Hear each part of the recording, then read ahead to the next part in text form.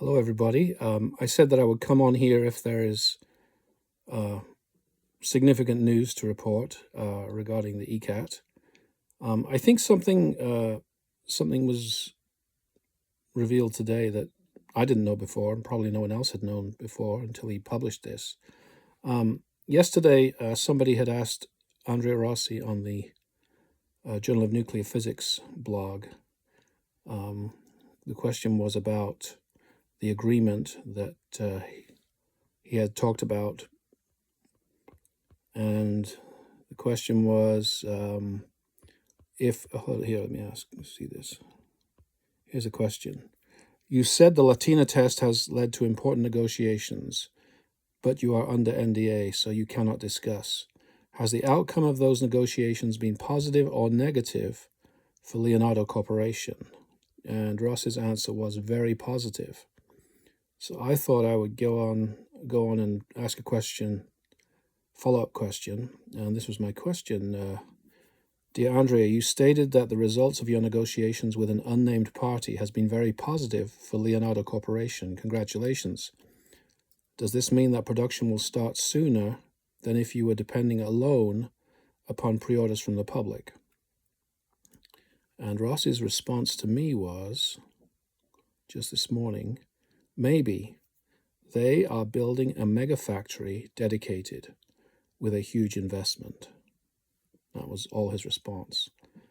So it sounds to me then about this deal that's been struck is with somebody who apparently was impressed enough with the Latino demonstration that they started talking with Rossi and have decided that it's a project they want to be involved with, and they're going to build a mega factory, which to my mind is going to be just a factory that is going to be mass producing ECats. Now, Rossi had told me some time ago that he had the technology to be able to mass produce ECats in a similar way to the way that computer chips are produced. Now, I don't think this is the whole ECat because there are various components. I think what is being I think some of the components that he's using for the ECats is just off-the-shelf components, but there's a special part of the ECat which contains the active ingredient, or whatever you want to say, that I think is what he's talking about mass producing, or he was talking about mass producing at the time. So anyway, if there is a mega factory for ECats, that would be very important news and very important for his project.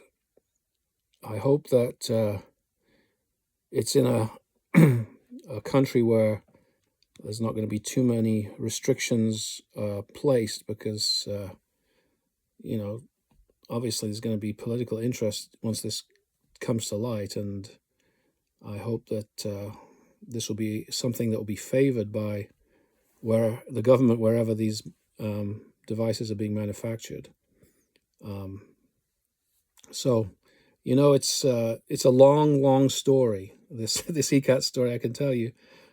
I started following it back in early 2011, and this week I actually put some videos up on this channel showing some of the very, very early testing that was done with very early ECat prototypes from 2009 and 2010, which was before he went public with the news conference in Bologna.